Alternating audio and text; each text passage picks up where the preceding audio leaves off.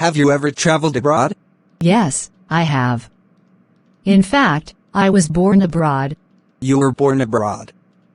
Where were you born? I was born in Japan. You're joking. No, I'm not joking.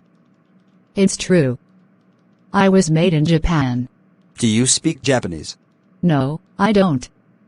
I left when I was young. How old were you? I was 9. You were 9 years old. And you don't speak Japanese? No. I was 9 months old. Oh. What other countries have you been to? I went to Mexico. How was that? It was great. What did you like the best? Well, the rules were really interesting.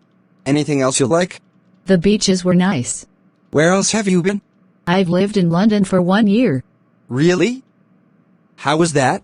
I was only 8 years old. You were 8 years old.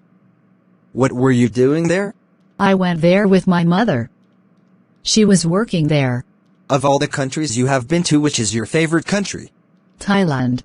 Why do you like Thailand? I love Thailand because Thai food is delicious and people are very friendly. Thank you for watching channel Dan Sreyoun. Please subscribe, like and share.